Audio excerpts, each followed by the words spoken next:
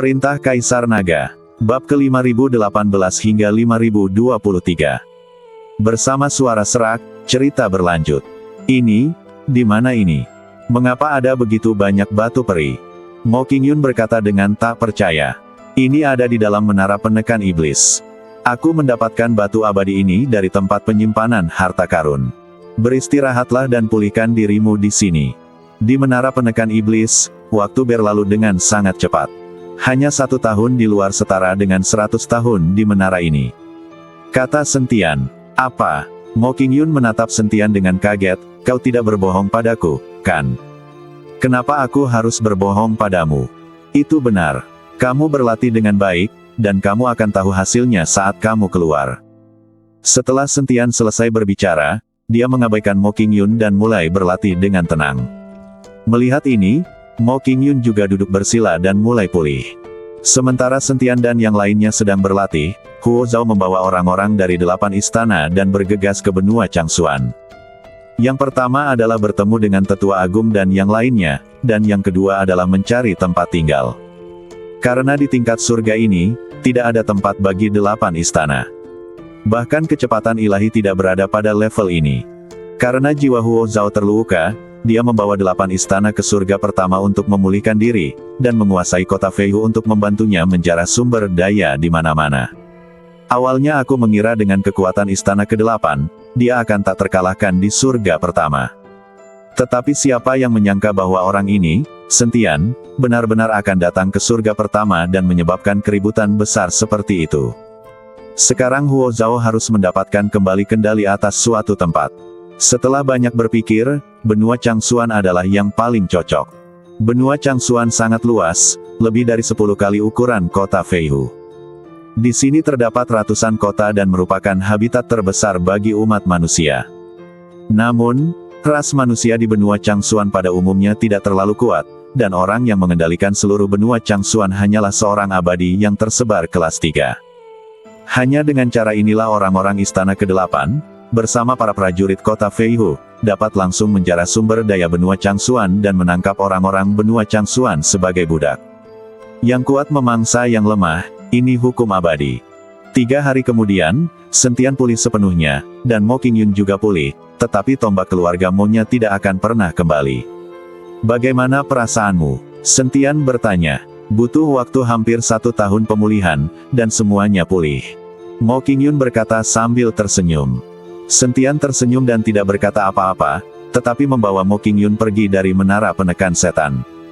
Setelah keluar dari menara, Mo Qingyun tercengang, karena dia menemukan bahwa tidak ada perubahan di sekelilingnya tahun ini. Pada saat ini, Hu Mazi melihatnya dan berkata dengan santai, apakah kalian semua sudah pulih? Sudah pulih. Apakah kamu mau masuk dan berlatih sebentar? Sentian bertanya. Aku tidak membutuhkannya. Aku baik-baik saja sekarang. Aku hanya tidak punya banyak jimat. Aku harus mencari bahan-bahannya dan mendapatkan lebih banyak jimat. Kata Hu Mazi. Rekan Taois, sudah berapa lama kita berlatih? Mo Qingyun bertanya pada Hu Mazi. 3 hari. Baru 3 hari berlalu. Kata Hu Mazi. 3 hari. Mo Qingyun terkejut dan menatap Sentian dengan tak percaya. Sekarang dia tampaknya percaya apa yang dikatakan Sentian. 3 hari di luar, dan mereka menghabiskan hampir setahun di menara. Jika dia terus berlatih di menara, kecepatan latihannya akan 100 kali lebih cepat daripada yang lain. Mo Qingyun tampak sedikit bersemangat.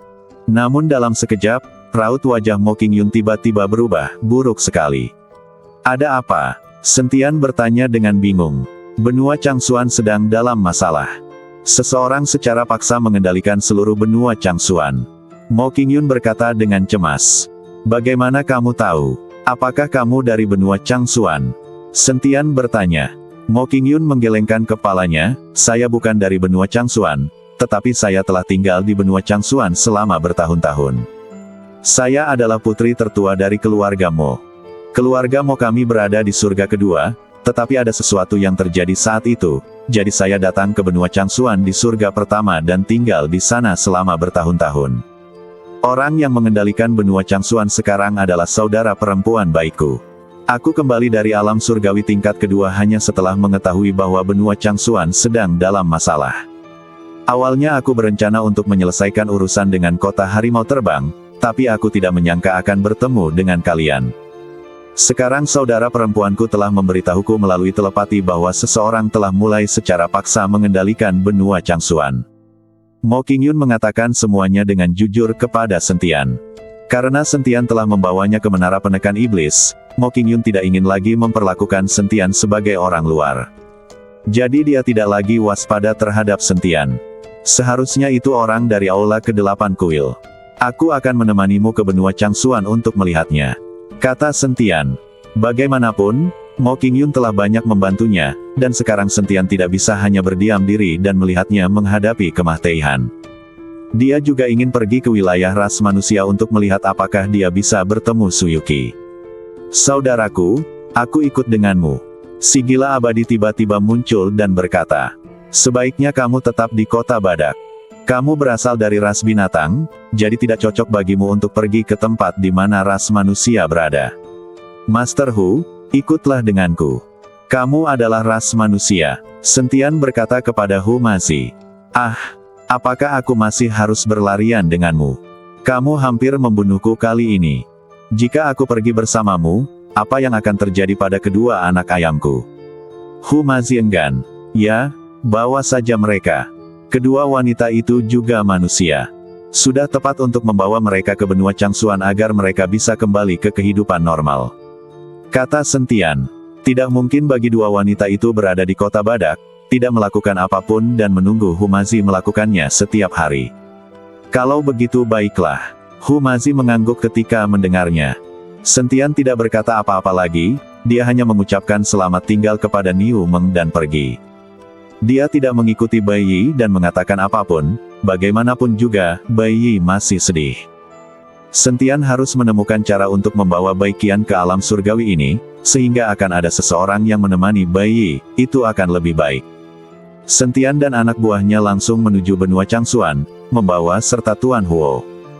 Jika penghancuran benua Changsuan benar-benar merupakan pekerjaan Aula ke-8, maka gunakanlah Tuan Huo untuk mengancam Huo Zhao.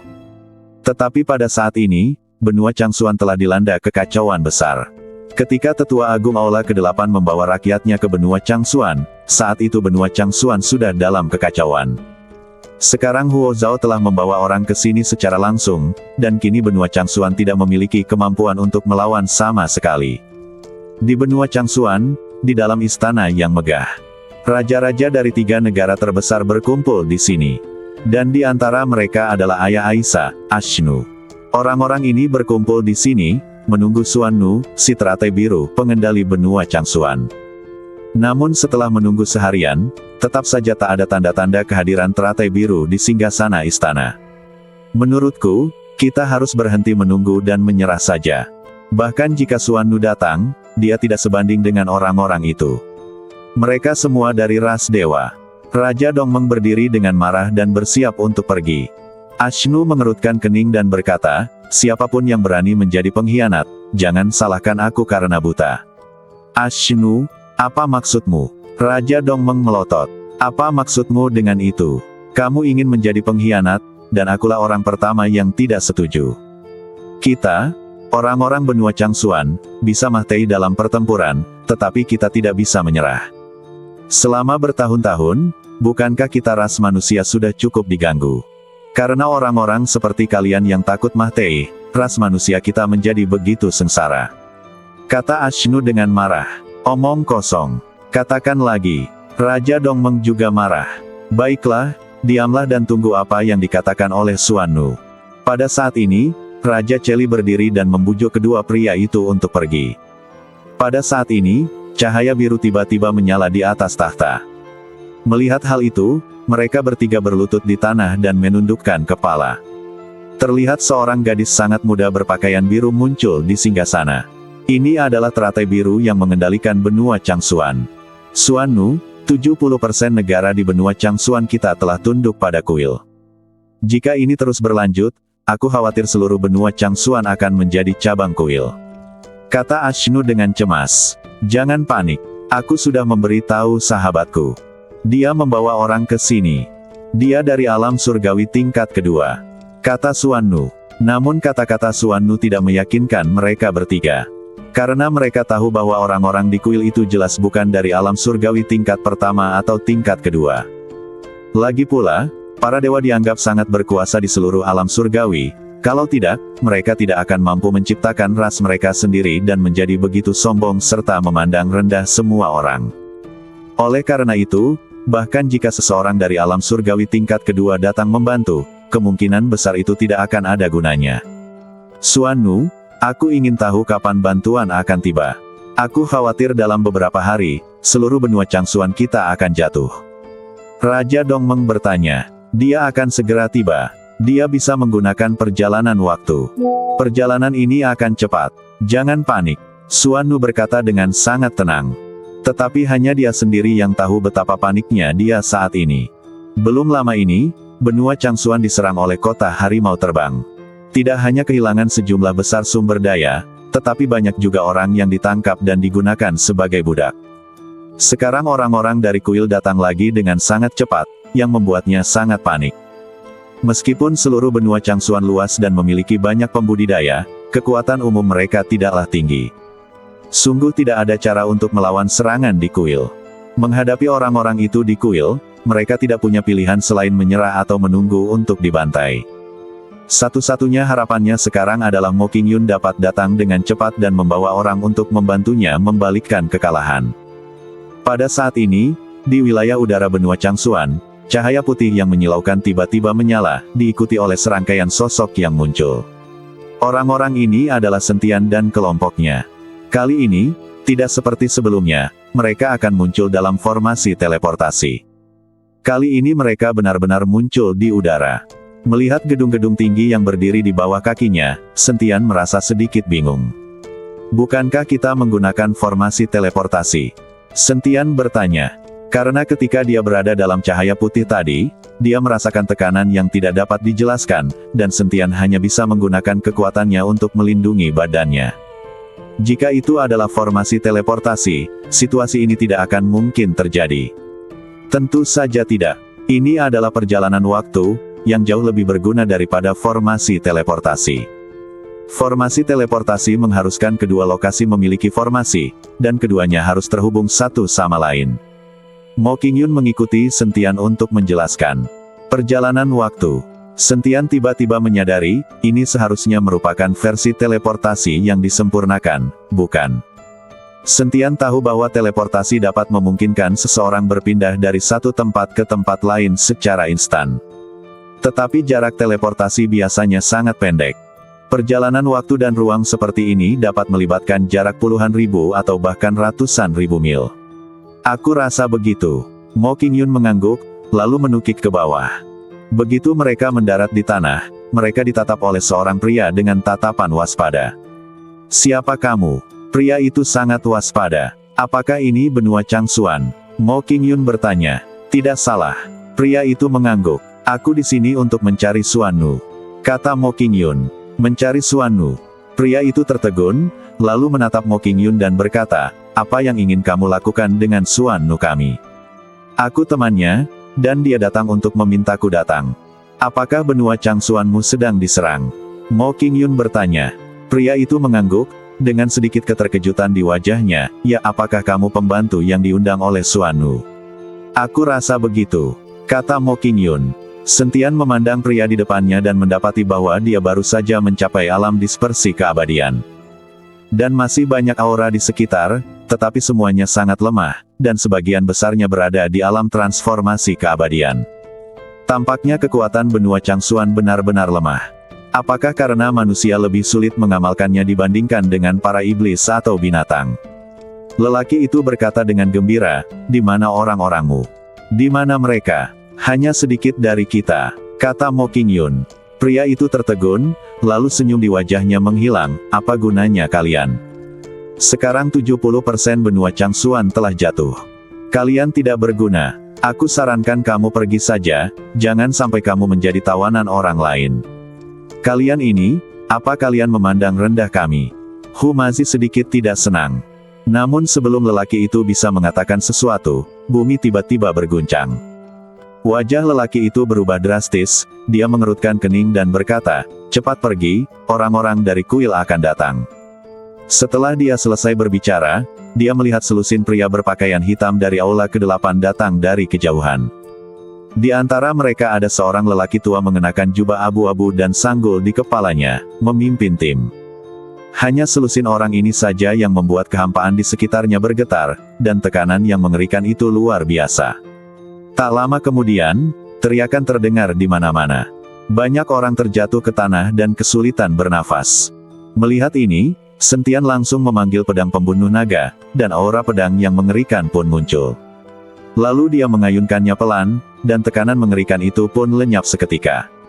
Semua orang merasakan dada mereka rileks dan mereka semua bangkit dari tanah. Pada saat ini, pria itu menatap Sentian dengan mata penuh keterkejutan dan kebingungan. Karena dia menemukan bahwa Sentian hanya berada di tingkat pertama alam dispersi keabadian, setingkat dengan dirinya, tetapi dia mampu dengan mudah menerobos tekanan yang mengerikan ini. Orang tua berjubah abu-abu itu juga sedikit tertegun, dan segera datang di depan Sentian dan yang lainnya. Ketika orang tua itu melihat Tuan Huo, dia langsung menjadi gembira. "Tetua ketiga, selamatkan aku, selamatkan aku." Ketika Tuan Huo melihat orang tua itu, dia langsung berteriak, "Lepaskan pangeran kami dan aku akan mengampuni nyawamu." Tetua ketiga berteriak dengan marah. Lelaki itu tadi tertegun. Dia tidak menyangka bahwa di antara Sentian dan kelompoknya, sebenarnya ada seorang pangeran dari kuil.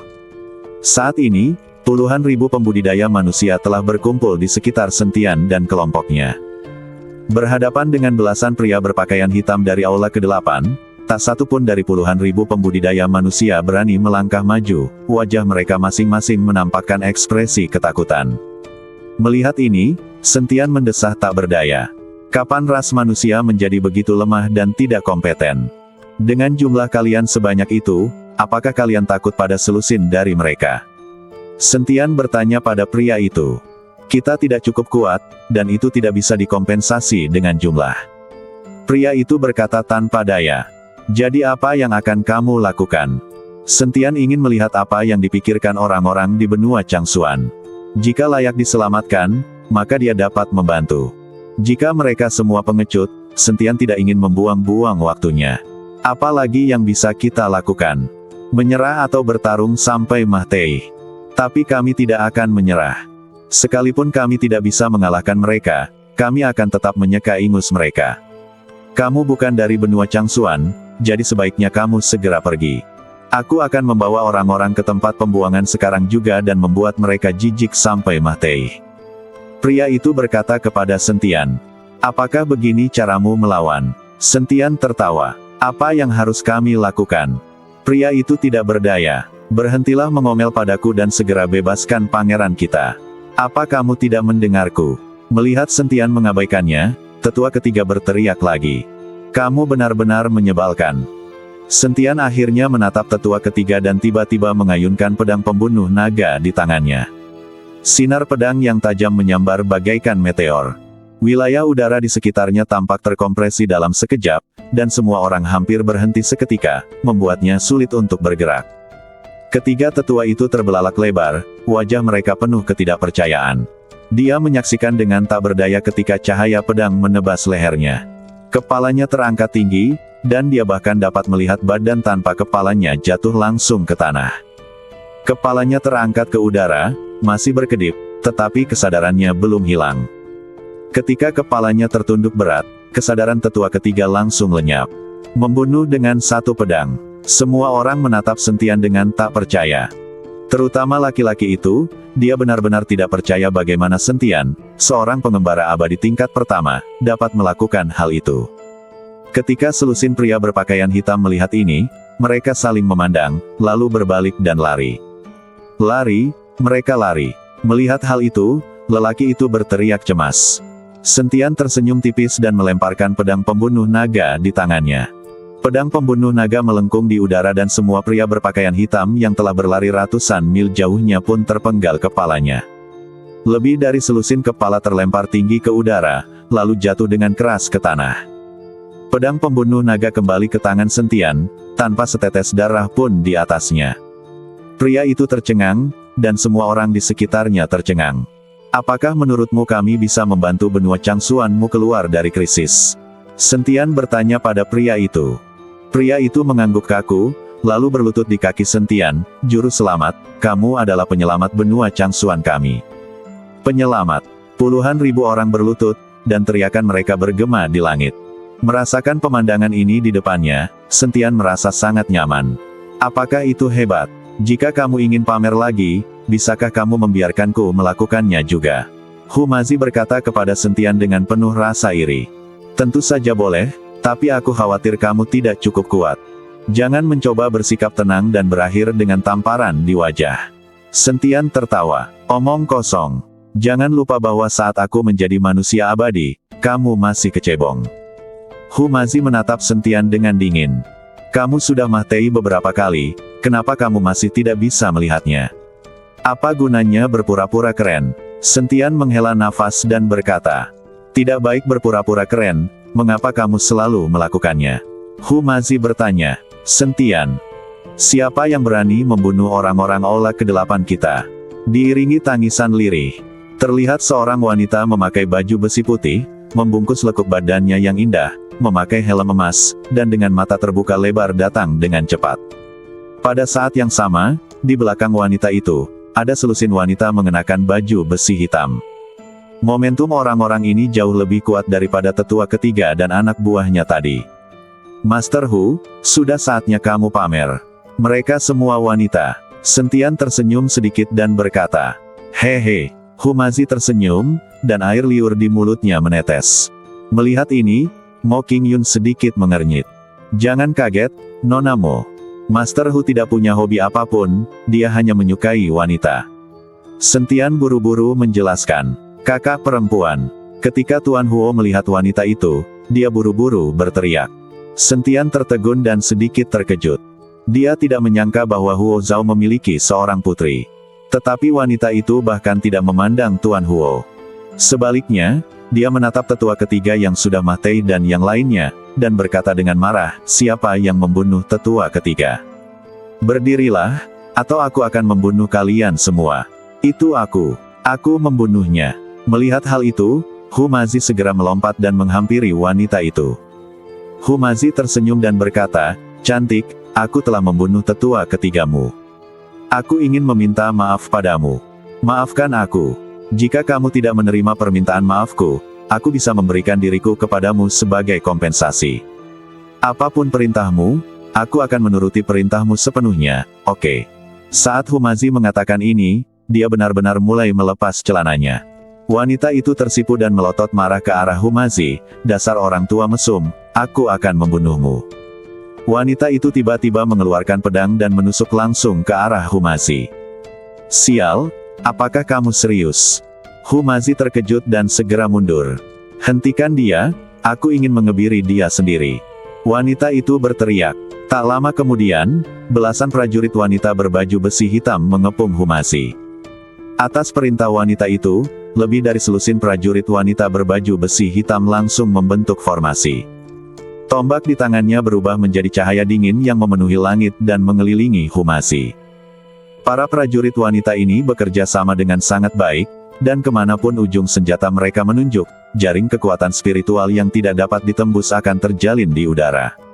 Ya ampun, kejam sekali ya gadis-gadis. Humazi berteriak dan menghindar di bawah bayangan senjata itu, melemparkan jimat di tangannya satu demi satu. Namun saat jimat tersebut menyentuh baju zirah prajurit wanita berbaju hitam, mereka lenyap tanpa jejak bagaikan setetes air di lautan. Ekspresinya berubah, armor sihir terlarang para dewa.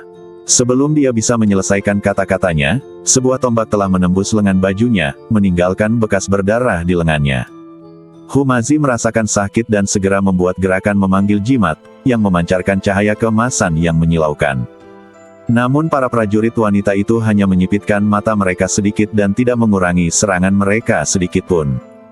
Melihat bahwa dirinya akan dipaksa ke dalam situasi yang sulit, Humazi akhirnya berteriak sekeras-kerasnya, Sentian. Apakah kamu masih di sini untuk menonton kesenangan? Master Hu, aku memberimu kesempatan untuk pamer, tapi sayang sekali kamu tidak bisa melakukannya. Sentian tertawa. Kamu masih saja bicara omong kosong. Cepatlah bertindak, atau aku akan mati. Hu Mazi berteriak. Sentian dan Mo Qingyun saling berpandangan dan menyerang pada saat yang sama. Pedang pembunuh naga berubah menjadi pelangi panjang berwarna merah darah, seketika menghancurkan ujung senjata ketiga prajurit wanita itu. Mo Qingyun membentuk segel dengan tangannya, dan puluhan tanaman merambat berwarna tinta tiba-tiba muncul dari tanah dan menjerat pergelangan kaki beberapa prajurit wanita lainnya. Wanita terkemuka melihat ini dan matanya bersinar dingin di bawah helm emasnya. Beraninya manusia hina ini melawan keagungan para dewa. Pedang di tangannya tiba-tiba memancarkan cahaya putih yang menyilaukan, dan energi pedang yang tajam menyapu, memotong semua tanaman merambat gelap. Ayo bunuh. Ketika lelaki dari benua Changsuan melihat ini, dia terinspirasi untuk bertarung oleh Sentian dan yang lainnya dan mengangkat tangannya dan berteriak. Puluhan ribu orang mengalir masuk seperti air pasang, dan mereka tidak bisa hanya duduk di sana dan menunggu kematian. Bergabungnya Sentian dan Mo Qingyun membuat kesulitan bagi prajurit wanita ini. Kini, puluhan ribu pembudidaya manusia dari benua Changsuan tiba-tiba menyerang serentak, membuat mereka kewalahan dan takluk satu demi satu. Namun pada saat ini, para prajurit wanita berbaju hitam yang sudah tak berdaya itu tiba-tiba berteriak serempak, kemuliaan para dewa tidak boleh dinodai. Baju zirah di badan mereka tiba-tiba menyala dengan cahaya merah yang menyilaukan, dan energi spiritual dalam badan mereka mulai berbalik secara liar. Tidak bagus. Cepat mundur. Pupil mata Sentian tiba-tiba mengecil, dan pedang pembunuh naga membentuk penghalang berwarna merah darah di depannya. Saat berikutnya, ledakan memekakkan telinga terdengar satu demi satu, dan lebih dari selusin bola cahaya putih yang menyilaukan meledak di tengah kerumunan. Badai kekuatan spiritual yang dahsyat melanda area seluas ratusan kaki, dan ratusan biksu yang berada di depan langsung berubah menjadi kabut darah. Ketika asap dan debu menghilang, lebih dari selusin lubang dalam dengan diameter lebih dari 100 kaki muncul di medan perang. Ya ampun, gadis-gadis jahat sekali. Mengapa mereka semua meledakkan diri bahkan sebelum sempat merasakannya? Buat apa repot-repot? Lebih baik hidup sengsara daripada mati. Hu Mazi patah hati. Para pembudidaya manusia di benua Changsuan juga terkejut. Para dewa memang sombong, tapi mereka tak menyangka wanita akan begitu pantang menyerah dan lebih memilih mati daripada tunduk. Mereka sangat berkemauan keras. Pada saat ini, wajah Master Huo menjadi merah dan putih, dan dia merasa sangat malu. Dia juga dari ras dewa, dan Pangeran Aula ke-8 kuil, tetapi dia takut mati. Dia hanya memiliki kesombongan para dewa, tetapi tidak memiliki tulang punggung mereka. Wanita itu menatap anggota badan dan lengan yang patah di tanah, tatapannya sangat dingin dan dia berkata, apakah kamu melihat itu? Kami, ras dewa, tidak dapat dinodai. Dia perlahan membuang pedangnya, dan baju besi putih di badannya mulai memancarkan cahaya keemasan. Dengan jiwaku, aku akan memberi penghormatan kepada Kutu Kupret. Wanita ini juga akan meledakkan dirinya sendiri. Ketika Hu Mazi melihat ini, dia langsung berteriak kesakitan. Hentikan waktu. Sentian tiba-tiba berteriak keras, dan asal-muasal waktu dalam badannya melonjak keluar, langsung menghentikan waktu di area ini. Kekuatan yang meletus dalam badan wanita itu pun terhenti seketika. Dia melawan dengan keras, dan helm emasnya terlepas, menampakkan wajah heroik, lepaskan aku. Dasar rendahan. Duar. Sentian mendekat dan menamparkan wanita itu. Bersambung.